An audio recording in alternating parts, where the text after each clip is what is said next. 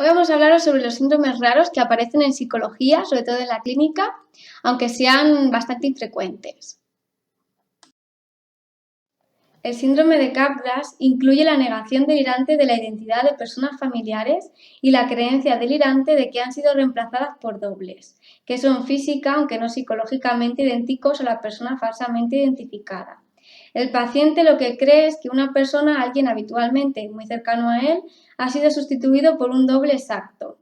Raramente se va a producir en estado puro, generalmente acompaña o se produce en el contexto de otra enfermedad psicótica diagnosticable. A pesar del enorme interés que existe sobre una posible causa orgánica, el 70% de los casos se producen en psicosis funcionales, en su mayoría una psicosis paranoide tipo esquizofrénico. El síndrome de Fregoli. El síndrome de Fregoli se caracteriza por la falsa identificación de un extraño que es confundido con una persona familiar, que es lo contrario al otro síndrome. En estos casos, el paciente mantiene que la persona familiar, que suele ser percibida como un perseguidor, difiere en apariencia física del extraño, pero es la misma persona desde el punto de vista psicológico.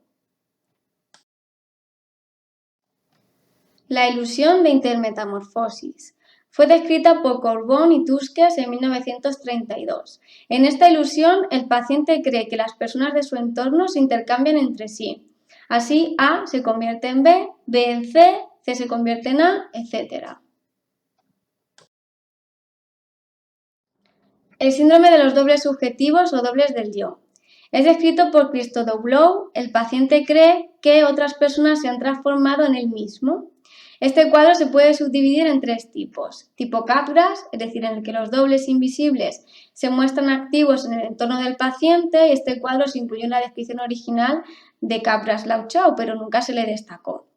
Tipo también autoscópico, en el que el paciente ve dobles de sí mismo proyectados en otras personas o objetos, y el tipo invertido, en el que el paciente cree ser él mismo un impostor o encontrarse en proceso de ser reemplazado. El síndrome de Otelo. El síntoma central en este cuadro es la idea delirante de que la esposa es infiel. El delirio de infidelidad puede darse en forma pura o en el marco de una psicosis previa.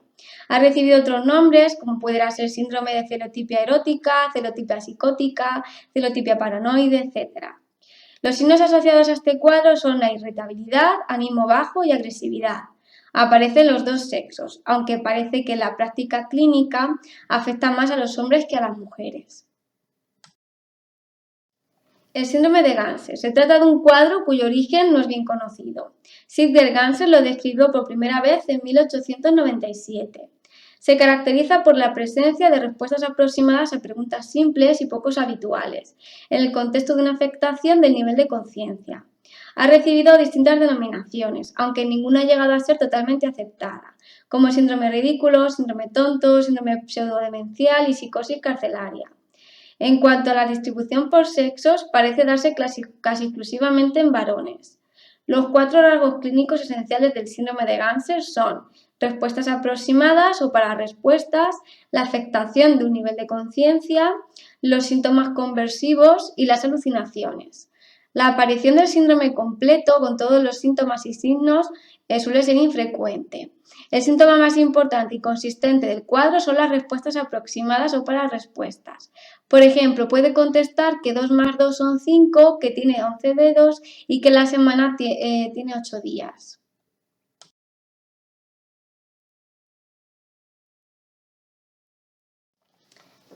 Síndrome de la cobada. Se trata de un trastorno en el que los valores que van a ser padres se ven afectados por una serie de síntomas físicos, entre los que destacan aquellos que se asemejan a los síntomas que habitualmente presentan las mujeres encintas, durante el embarazo de sus parejas o en el momento del nacimiento o en ambos. En contadas ocasiones puede darse también en otros familiares y a veces en niños. El término cobada fue acuñado por Taylor en 1865 en el contexto antropológico, término vasco-francés, couver, empollar, incubar, y describe un ritual de algunas culturas preindustriales en donde el marido se retira a la cama durante el parto de la mujer. La mayor incidencia se produce durante el tercer trimestre de embarazo, especialmente en el último mes, con un pico precoz en el primer trimestre. La etiología del síndrome de la covada es poco clara. La mayoría de los sujetos que padecen un síndrome de la covada no van a requerir tratamiento. El síndrome de Cotard es un síndrome delirante que fue descrito por primera vez en 1891 como un delirio de negación. Recibe también el nombre de delirio nihilista. En este cuadro la persona cree que ha perdido todo, incluso su vida, llegando a creer que está muerto. Fue descrito por primera vez en 1891 por Jules Cotard en pacientes que refieren a haber perdido no solo posesiones, estatus o fuerza, sino también el corazón, sangre o intestinos. El propio Cotard lo llamó delirio de negación, negación del mundo, del tiempo, de los padres, de los amigos, del cuerpo, de la vida o de la muerte.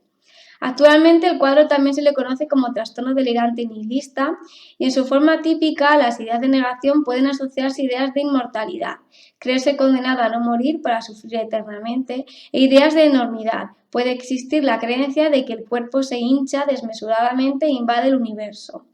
Suele aparecer en depresiones con síntomas psicóticos y en personas con esquizofrenia. El síndrome de Munchausen es un cuadro en el que los pacientes ingresan en hospitales a causa de enfermedades agudas simuladas, que se sustentan en relatos creíbles y a menudo dramáticos, que más tarde resultan falsos. El término fue utilizado por primera vez por Asser en 1951. Otros términos que se han utilizado son vagabundos del hospital, síndrome del judío errante, síndrome de adicción hospitalaria y adicción multiquirúrgica. La multiplicidad de los sinónimos lo que refleja la variedad de patologías y la complejidad diagnóstica de este síndrome. Y por último vamos a hablar del síndrome de Von o parasitosis delirante. Aquí lo que ocurre es que la persona presenta el delirio de estar infectado. El afectado cree con absoluta certeza que insectos, piojos, gusanos o cualquier otro tipo de invertebrados viven o crecen de alguna forma en su piel y a veces en su cuerpo. Ha sido denominado también delirio dermatozoico.